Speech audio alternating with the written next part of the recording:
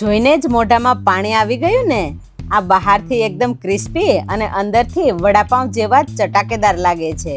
આ રેસીપીની ખાસિયત એ છે કે આમાં આપણે પાવની જગ્યાએ બ્રેડનો ઉપયોગ કરેલો છે. હેલો એવરીવન, હું છું મુદ્રિકા સોલંકી. સ્વાગત છે તમારું મારી યુટ્યુબ ચેનલ મુદ્રિકાસ કુકમાં. તો ખાવામાં ક્રિસ્પી વડાપાઉં બાઇટ્સ બનાવવા માટે મેં અહીંયા 4 નંગ બટાકાને બાફી લીધા છે. હવે બટાકાની છાલ ઉતારી લઈશું. તો અહીંયા બટાકા ઠંડા પડે એટલે આ રીતે છાલ ઉતારી લેવાની છે અને બટાકાની છાલ ઉતારી અને મેશ કરી લઈશું. તો અહીંયા બટાકા મેશ થઈ ગયા છે. હવે એનો મસાલો તૈયાર કરીશું. તો મસાલો બનાવવા માટે એક પેનની અંદર 3 ચમચી જેટલું તેલ ઉમેરીશું. તેલ ગરમ થાય એટલે અડધી ચમચી રાઈ બરાબર ફૂટી જાય એટલે અડધી ચમચી આખું જીરું, 1 ચમચી આખા ધાણાને અધકચરા કરીને લીધા છે એ ઉમેરીશું.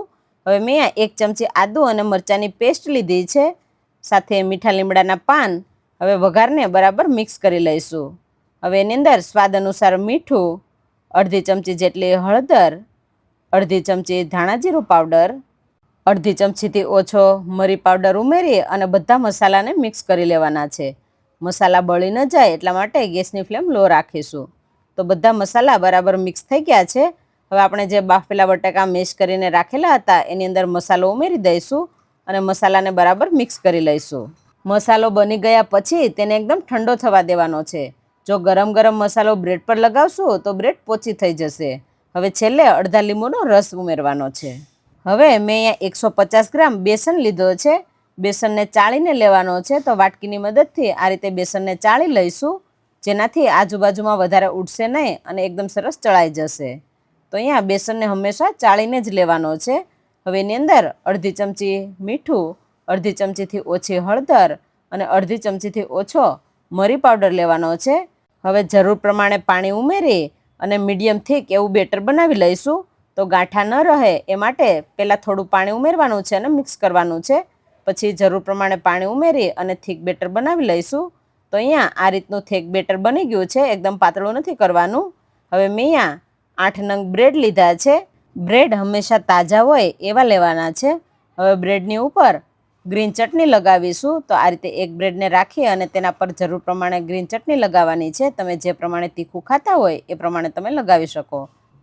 હવે તૈયાર કરેલો વડાપાઉંનો મસાલો લગાવી દઈશું અને ઉપરથી ફરી પાછું એક બ્રેડ મૂકી દઈશું અને આ રીતે થોડું પ્રેસ કરી લઈશું. હવે વડાપાઉંનો મસાલો બીજી બ્રેડ ઉપર આ રીતે છાંટી દઈશું અને આપણે જે બટાકાનો મસાલો તૈયાર કરેલો છે એ ફરી પાછો લગાવી દઈશું. આ રીતે બીજી બ્રેડ ઉપર મસાલો લગાવી અને ઉપર આપણે ત્રીજી બ્રેડ રાખી દેવાની છે અને હલકા હાથે દબાવી દેવાનું, જેથી બંને બ્રેડ અને મસાલો એકબીજા સાથે ચોંટી જાય અને જ્યારે આપણે નાના ટુકડા કરીએ ત્યારે મસાલો બહાર ન નીકળે. તમારા વડાપાઉં બાઇટ્સ એકદમ પરફેક્ટ આકારના બને એ માટે ટૂથપીક લગાવવાની છે, જેનાથી બ્રેડ જરાય આડાઅવળી નહીં થાય. અને આપણે જે સાઈઝના ટુકડા કરવાના હોય એ હિસાબે બ્રેડના થોડા અંતરે ટૂથપીક લગાવી દેવાની છે. હવે બ્રેડને આગળ પાછળ હલકા હાથે હલાવતા જાય અને કટ કરવાનું છે, એટલે આ રીતના એકદમ સરસ ટુકડા થશે. હવે તળવા માટે તેલ પણ ગરમ થઈ ગયું છે. હવે બેટરની અંદર બાઇટ્સને બોળી અને તેલની અંદર ઉમેરી દઈશું. આ બાઇટ્સને મીડિયમથી હાઈ ફ્લેમ પર જ તળવાના છે.